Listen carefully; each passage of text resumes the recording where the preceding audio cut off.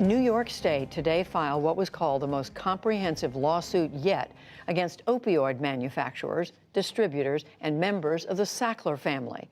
The Sacklers are the founding family that owns Purdue Pharma, which manufactures OxyContin, an opioid sold and abused throughout the crisis. More than 400,000 people have died in the past 2 decades from overdoses involving legal and illegal opioids, according to the federal government. At least 36 states and more than 1,500 cities and counties are also taking opioid manufacturers to court. Purdue Pharma is directly in the bullseye because OxyContin was so widely used and its marketing practices have been blamed. As William Brangham explains, the latest lawsuit comes as Purdue Pharma considers filing for bankruptcy.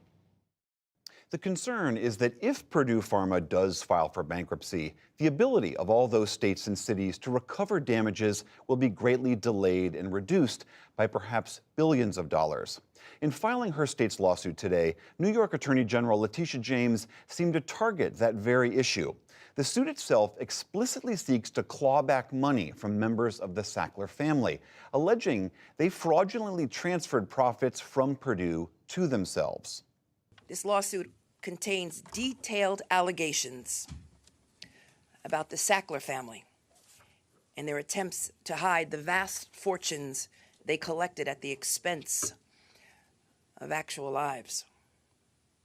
In an attempt to shield these fortunes from families whose loved ones have been killed by their products, we allege that the family has illicitly transferred funds from Purdue to personal trust so that they are potentially outside of the reach of law enforcement and our efforts to seek restitution or penalties.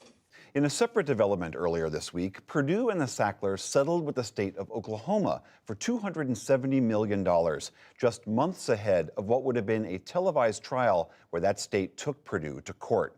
Barry Meier has been following all of this very closely. He wrote a book about Purdue Pharma called Painkiller, an empire of deceit and the origin of America's opioid epidemic. Barry, welcome back to the NewsHour. Let's start talking first off about this New York case. The Attorney General in New York is arguing that members of the Sackler family somehow siphoned off profits from Purdue, stashed them away, and that constitutes fraud, the way they did it. Explain her argument. William, this is all part of a legal chess game that's going on around the bankruptcy issue. First, Purdue laid down a marker by saying, well, we're getting sued by so many people, we may have to seek bankruptcy, and thus everyone suing us is going to be left out in the cold.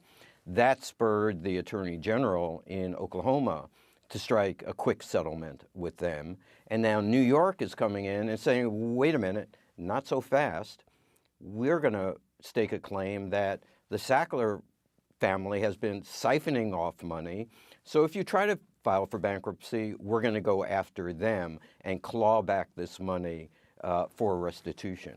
So the argument in that case is that if you know your company is facing this avalanche of lawsuits and it might go bankrupt, you're not allowed to siphon money off from that company. Yeah, there's a general concept called, I believe, fraudulent conveyance. I'm not a lawyer, but if you're like facing an avalanche of litigation and you say, you know, Cousin Joe, take $100 million and stick it in the Bahamas somewhere, that doesn't really help you at the end of the day if it comes out that you did that. We should say here that Purdue vigorously denies New York's charges, called them baseless. The Sackler family also called this suit a misguided attempt to place blame where it does not belong. But the New York Attorney General's case really does target the Sackler family also for their behavior with regards to the management at Purdue and how the drug was manufactured and how it was marketed. What are they arguing in that regard?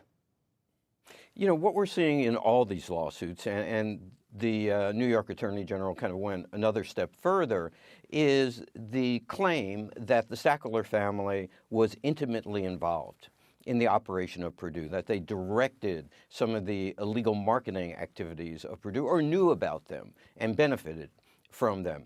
Obviously, the family absolutely denies that. They said, we didn't know anything wrong was going on, and we moved quickly to stop it. But the the litigation is pulling up documents that are raising questions about that, and ultimately we will find out, hopefully one way or another, just what they knew and when they knew it. With regards to the Oklahoma settlement, $250 million, you seem to be arguing that Oklahoma looked at this potential looming bankruptcy and said, let's just try to get what we can now before the company goes Chapter 11. Is that accurate? Yeah, absolutely. I think the Attorney General of that state made it very clear in his comments that they were prompted by Purdue, this specter that Purdue raised of filing for bankruptcy. In fact, two of the Purdue family members were slated to be deposed in New York City about a week ago. Those depositions were put off, and lo and behold, the settlement sort of materialized quickly after that. And I think he was quite clear that, yes, they could have won a lot more money potentially if they went to trial, but they went on the bird in the hand type theory. Barry Meier, as always, thank you very much. It's a real pleasure, William. Thank you.